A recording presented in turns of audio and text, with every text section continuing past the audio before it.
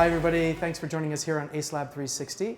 For this episode, we're in a little bit of a different place today. We're at Spitz Incorporated in Brandywine, PA. Spitz specializes in making these amazing immersive media domes and projection systems. With us today is Scott Huggins. Hello.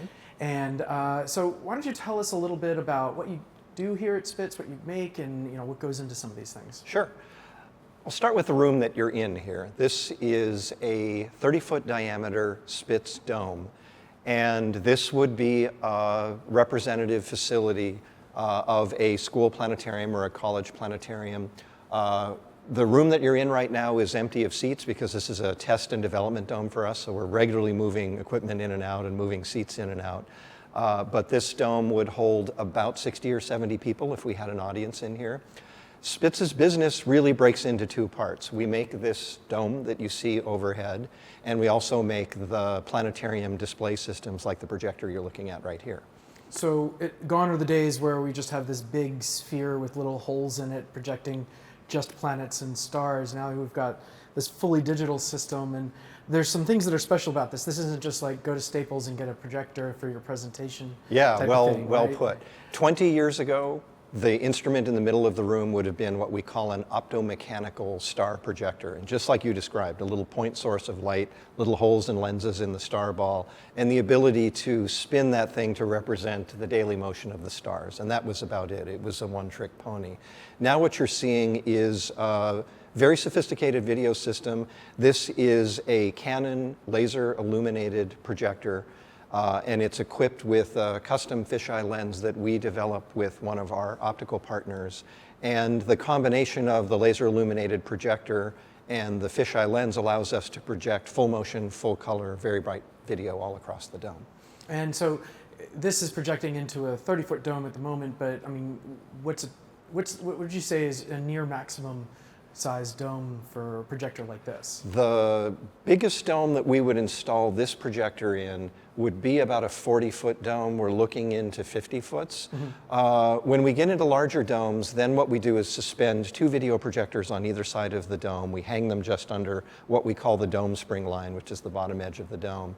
Our most recent installation for one of those big systems was in an 80-foot diameter dome in the south. So we're able to project into domes that are well more than twice as large as this one. Mm-hmm. And I mean, one that's not familiar with domes might think this, wow, this is really specialized and there must be very few of these things in existence, but it turns out that they're not entirely uncommon, especially in schools and things, right? No, and in fact, I should tell you just a little bit about the company's history. Our founder, Armand Spitz, established our company in the mid-1940s, and that was back in the days where a visit to the Science Center was not something that you and I would do. We were a very agrarian and industrial country at the time. People just didn't pack up the kids and take them to the local Science Center because it was expensive and time-consuming. Armand's belief was that there should be a planetarium in every small city, in every school, in every college in the United States. And he was very successful doing that. He was able to install planetariums pretty much nationwide. An interesting thing, if you were to take the distribution of planetariums all around the world, it's almost a Gaussian distribution with this building right in the middle. Within 10 miles of us, there are about 20 planetariums in schools and colleges and small museums. I mean, and some of those actually kind of took some advantage of there was a political situation, something called the space race at the time. So it became really, really important for school districts in general to have children learning about science, exactly. Learning about space. So there were actually government grants that were helping getting these things installed. And not long after Sputnik was launched, there was an initiative in 1958 called the National Defense Education Initiative, and enormous amounts of money was being released to schools to build technology. And Spitz happened to be perfectly positioned. There were schools all over the United States that had the space to build a planetarium, and in those days, $25,000, which is what a planetarium cost, seemed like a lot of money, but by today's standards, it was peanuts. Someone was able to put in an optomechanical instrument, seating, audio system, dome, everything for around $25,000. So a lot of schools adopted. So for folks that are creating 360 content, immersive content, a lot of them right now are thinking about making it for headsets, but it turns out that there's quite a few of these domes around, and if they're creating content directed at schools, quite a few school districts at the high school K through 12 level actually have a planetarium somewhere within their school district. You could be creating content directed to a classroom environment, and instead of having kids have to all put on cardboard headsets or anything like that, they could just go to the school planetarium, potentially with a system like this, be able to project it into the dome that they already have. Yeah, and I should backfill the history lesson a little bit by saying the first digital planetariums were developed around 2002, and within a decade after the creation of these first, what we call digital dome theaters, about 700 of them were installed worldwide, and now the number is something like 1,500. So most communities, most large colleges and cities have a digital dome like this, and that's been great for producers because now there are hundreds of venues around the world that digital content can go into. So we're seeing movies being made for every subject. The planetariums aren't just astronomy theaters anymore. There are movies about mathematics and physics and cell biology and history and life sciences. So it's become a very, very rich environment for production. And there are a lot of films being made now specifically for this format. And there's other applications besides schools. I mean, that's certainly an area of focus for you, but it's on occasion you've made some for, a few amusement parks that are somewhat well known, and architectural installations as well. So I mean, really, is it fair to say the sky's the limit as to where you could put a dome? Yeah, I knew you had to go there. I had to go there, I'm sorry. But yeah, the story that we tell now about where digital dome theaters are going is that it's a constant broadening and deepening of what we can do with content. The very first theaters that we made where we used video and domes were playback-only theaters. We could literally show movies that were linear and there was no interaction at all. That got modified a little bit to include some audience interactivity. We used to sell seating systems with buttons in them so that people could say, well, I'd like to see the linear show branch in this direction or branch in that direction. Then we evolved into real time where astronomy was everything we did in a planetarium. We could move through the universe. We could land on different planets. We could explore galaxies by taking light years long journeys through space. The next evolution of that was into different topics where we can move in real time. So we now offer a suite of earth science software where we can approach the Earth and fly through its valleys and explore mountains and texture the Earth with different geological information or geographic information or human information or agricultural information. That moved on to the human body and anatomy. So now the realm of what we can see in the planetarium has expanded to almost any subject you can think of. And developing this, I mean, there are quite a few off-the-shelf tools that you can use anymore. So, whether you're shooting with a 360-degree video camera or, the Unity game engine has that Omnity plugin that, between them, you can then create fully interactive systems that will project into a dome screen, right? Yeah, the future is beginning to exceed our imagination. Okay. Every year, our users visit us. We have a 2-week institute every summer, and we bring all of our operators and all of the scientists and astronomers and physicists who are working in this medium into our facility to share what they're doing. And we now have people who are using small head-mounted 360-degree cameras to do walkthroughs of vacations they took in China. We have people who are using the Unity engine to explore molecules, and we'll have an operator come in and dazzle us with molecules in one of their presentations. And that's why I said the subject area is getting broader, but it's also getting deeper. There are so many new technologies and an ability to sort of take off-the-shelf work and bring it right into the dome quickly. Excellent. So the domes that you create to project onto, they're something special as well, and you manufacture them right here, right? We do. So maybe we can go take a look at how some of the things that go into building these things? Yes, we will. All right, so here we are in the heart of the Spitz manufacturing facility, and you're going to take us through some of the different steps that go into making one of these. But before we get too deep into that, first of all, what are the characteristics that go into making a really good projection dome in the first place? When we're trying to make an immersive experience like a movie or a real-time scene where an audience is looking up in a dome, the goal is for the illusion to be that the dome is not there. Mm-hmm. So we're essentially looking for a perfectly spherical, perfectly smooth, white surface as if you're sitting inside an eggshell. And in order to accomplish that, we have to build up the whole framework of the dome in a couple of pieces. And that piece is essentially, one part of it is the frame or the supporting structure along the back of the dome. And then the other piece of that is the screen, which is that white material that you see that's covering that entire frame. Okay, and so, I mean, this thing could be 30-foot diameter, 50-foot diameter. I mean, you're making this isn't fabric. This is something else. No, in fact, I'm going to show you a little tiny segment of what would be an entire dome. We should probably take a step closer so that the camera's able to see that a little well. So this is essentially made as two components. The surface of the dome, or the skin of the dome, the paneling, is very, very thin sheets of aluminum, 65 thousandths of an inch thick aluminum, and it's very carefully attached to a frame.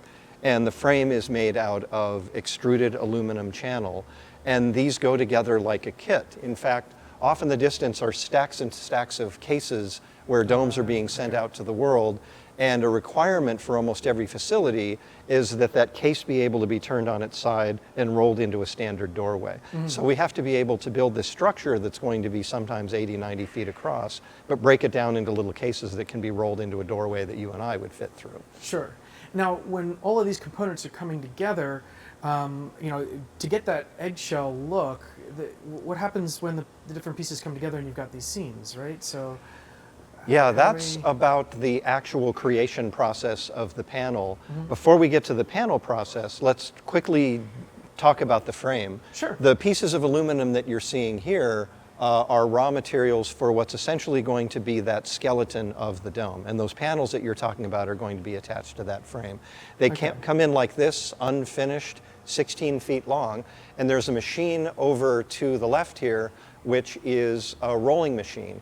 Each of those extruded pieces of aluminum can be rolled through those large rolling wheels, and we can create a perfect radius down to thousandths of an inch, so that the curvature of that frame, that skeleton that's the outside of the dome, is exactly the right shape to accept those panels. So you see next to our rolling machine a set of those aluminum extrusions that are ready to be sent out. Gotcha. And those are boxed up, they're sent to a site, they're assembled a bit like an erector set, like a kit, and then we have the skeleton for the entire dome. So each of these are something that you can custom tailor to each location. Yeah, and as you can imagine, if a dome diameter is 30 feet, that curvature is going to be much tighter. If it's going to be a 200-foot dome like we have over a casino up in Connecticut, that's going to be a very, very gradual radius. So if you look around the room, you see very, very sharply curved extrusions, and you see much broader curved extrusions as well. So that's the framework, but then do you just like slap flat aluminum onto that, or there's just got to be more to it? For that, we've got to go talk about the machines over there. Okay, all right, so all right, so we started out down that way. We're here now, we talked about the framework. So how does the actual surface of the dome come together? In order for a dome surface to really conform to that frame, in order for us to get a very, very smooth, uniform surface, we don't just take flat panels and try to bend them or warp them onto the frame. The actual panel itself has to have a spherical curvature as well. And part of the complexity is that it not only has to be curved spherically, the cut or the seam between the panels is also cut along that sphere. So you're dealing with some geometries in 3 dimensions where those panels actually have to be shaped very, very precisely. So that process starts with a die that we create here. If you look along this wall here, we have dozens of dies, and each of them is a 3-dimensional mold that's able to press a panel into a particular curvature. So if we want to make a panel that has the curvature for a 30-foot dome, we pull one of these 30-foot dies off, and then we take an aluminum panel, like you see here, we drop that aluminum panel onto one of those convex dies, and we put it on a machine over here called a stretch press. What the stretch press does is it takes these large panels, these sheets are about 4 by 8 roughly, we clamp those sheets in by their ends, and then this press, with the die sitting on it, presses up into that panel and actually stretches it out, molds it out into the spherical shape that you see. Once that die has been made into a sphere, we end up with a stack of what you see here, which are these spherically curved panels. Then we make what's called a negative die, and the purpose of this die is we can drop this panel in the convex shape, and then we have a machine over here that we'll look at in a minute that's able to cut all of these arcing seams into the panels so that when they're all cut and they're fitted together properly, it's like puzzle pieces. They actually fit with a tiny, tiny bit of gap in between. And they're essentially seamless. What you end up with is panels sitting so close together that it looks like one uniform surface. Gotcha. So you make these dies here. You have a set that you've made for your standard size domes, but if necessary, an architecture can come to you and say, this is what we're looking for, and you could create a custom set to press out basically any custom surface. There are standard dome sizes. Typically there are 24-foot, 30, 40, 50, 60-foot diameters. In European countries or internationally, we're 20 meters, 30 meters, 40 meters. So you'll see that we have dies here that are marked for specific curvatures for specific domes. Occasionally we have a customer come to us and say, because of the constraints of the building, the dome has to be 36.5 feet.